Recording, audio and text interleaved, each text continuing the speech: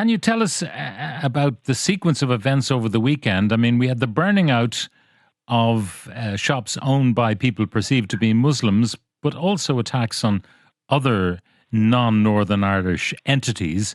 What happened overnight? Yeah, so as you said, on Saturday following that protest, the sort of worst elements of those protesters went on a walkabout through Belfast. There was a supermarket belonging to a Syrian refugee who had started his own business was burned. Cafes were burned. There was also attacks on police and other people. Last night, and completely, there's nothing, online or anything to indicate this was going to start last night in Sandy Row, which is a very loyalist area of South Belfast. Rioting broke out. Police were there in very heavy numbers very quickly. They mobilised very quickly. Plastic baton rounds were fired. There was about 150 people, mainly young people, involved in those disturbances. There was also earlier that day some groups of women who apparently tried to walk back through to where the Islamic Centre is in South Belfast, and they were prevented from doing so. But what we have now is police are telling us this morning that they've arrested a 15-year-old boy in relation to the riotous activity in South Belfast, but also a man in his 30s is currently critical and in hospital with very serious head injuries, having been attacked in what police say is a race hate attack. We're told that he's attacked by a mob who at one stage were jumping on his head. He suffered very serious injuries. We're not sure what the ethnicity of that person is, but the inference by the PSNI saying that they're investigating as a hate crime would indicate that person comes from a minority community. So, this isn't looking like it's going to go away anytime soon. We can see what's happening in England, and it seems to be that there are elements, albeit very small and localised elements, who are mimicking that behaviour of what is happening in other cities across England. Were the PSNI taken utterly by surprise by the events that unfolded? So I think on Saturday, while the PSNI said that they had a gold command structure in place to deal with what happened on Saturday, there was elements of it that clearly took them by surprise. We've all known that the protest was planned for the weekend for days. I mean, I was getting WhatsApp messages from people with screen grabs of messages that were being circulated among certain communities asking people to gather at various points. And there were protests across Northern Ireland on Saturday. They passed off peacefully. People did gather for a period of time. They blocked the road and then they all dispersed and left. It was the Belfast city centre protest with the violence, and you could see, just if you look on social media, look at any of those pictures, you can see by the elements that showed up, many of them have masks over their faces, hoods pulled down over their eyes. Some of them were identified as people who we would know to be convicted loyalist paramilitaries. And then we have the added element as if we don't need, as if we haven't got enough, race hate of our own hanging around in this city. We had the added element of the Kulak Says No protesters who showed up and stood arm in arm then with those loyalist paramilitaries at that protest. What happened, that went on. There was a counter-protest of demonstrators on the other side. They include politicians and people from refugee support groups and all sorts of things.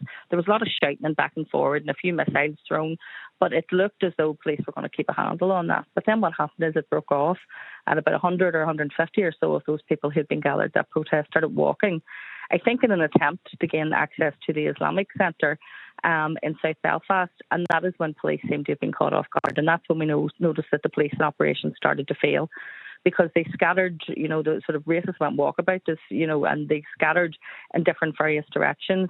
At one stage, there was a fairly farcical moment where they appeared to get lost in the Holy Land, which would traditionally be a sort of student area of Belfast. And, our photographer who was taking pictures noted that they were being led by a man from Dublin with a tricolour who clearly didn't know his way around, and so therefore had went off in the wrong direction.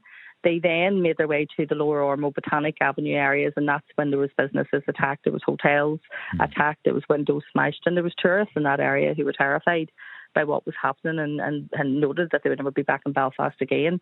There was a cruise ship docked in Belfast at the weekend too. The passengers were meant to come off and do an organised tour, and that had to be cancelled. So you can see the devastation to the people whose businesses have been destroyed. It's extraordinary, Alison, that description of a guy going around with the tricolour in the wrong part of Belfast. Absolutely bizarre. Time was he mightn't have got out with his tricolour intact. Well, look, I'm going to tell you, the same people a few weeks ago were holding protests about an Irish language school being built in East Belfast. There has been various attacks, and there was one just yesterday where there was a device left close to a ground where a GAA team train.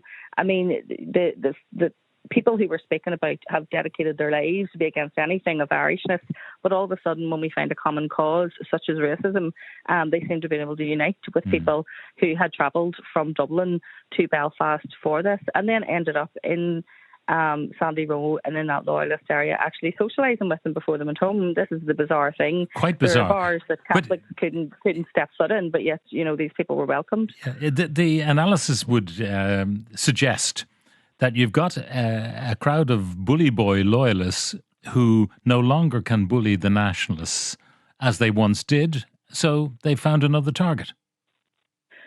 There's always been a sort of tradition, and I don't want to paint an entire community with this, because what we are told too is that attack last night, that race hate attack, it was people from Sandy Row, that loyalist area, who came out and protected that man and stopped him from being killed. And there are decent people in every community, and we know that, and this is not universal. But what we also know is, and this is historically proven fact, and you can take this back to people like Johnny Adair, that there are aspects and elements within loyalism who have always aligned themselves to the British nationalist far right, be that through Combat 18, be that through the National Front in the past, more recently through the EDL, and they're clearly in contact, and social media has only increased that because it makes it easier for these people to keep in touch and to share their fairly veiled ideas and rhetoric and misinformation. And I know previously you were speaking about social media companies and their responsibility, but we've seen these protests be organised on social media with complete and utter nonsense misinformation. For instance, there was a protest outside a hotel in Belfast 2 days ago, the Clayton Hotel facing the BBC, because someone posted online a video which was actually, I think, a celebration that was taking place, claiming that it was migrants who were all being housed in this hotel and were having a great time at the taxpayers' expense. Absolute nonsense. Hotels never housed migrants or refugees. It's a functioning hotel. And yet these people showed up to protest, and that shows the level of social media misinformation that's being allowed to permeate down. And people who might have already held those views for a start, or people who are just quite vulnerable and susceptible to misinformation are being sucked in by this. Is it likely to bring about, do you think, in either in Stormont, which is being recalled for Thursday, or in Westminster, some sort of censorship of social media, or is that already beyond the pale? It's too far gone, too enmeshed in the makeup of society these days that nothing can be done. One of my texts, social media, the curse of our age. The governments of the world should get together and agree just to shut down social media totally. We managed just fine without it before we had it. That's from Ed. I like yourself, I was a journalist long before social media existed, and sometimes I wonder back to those halcyon days when I wasn't being abused on a daily basis by people online.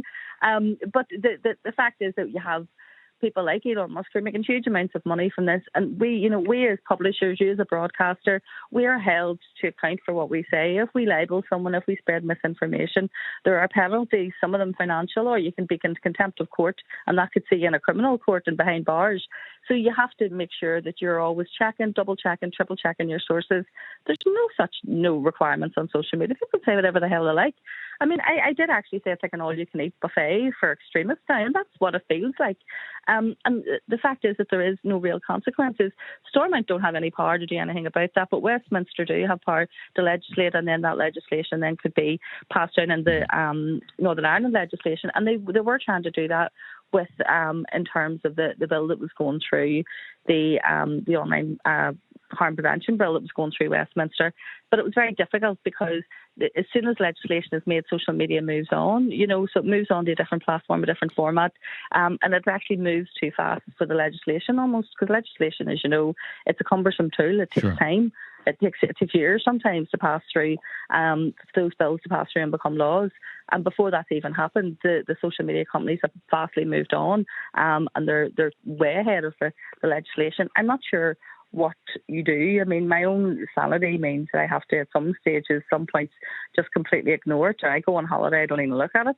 And in other cases, you feel that you have to correct misinformation as well that is being put out there or being attributed to you. But I mean, it's like playing whack-a-mole. No sooner have you get rid of one fake account, another one pops up. Alison, thank you very much for joining us. Alison Morris, correspondent and columnist with the Belfast Telegraph.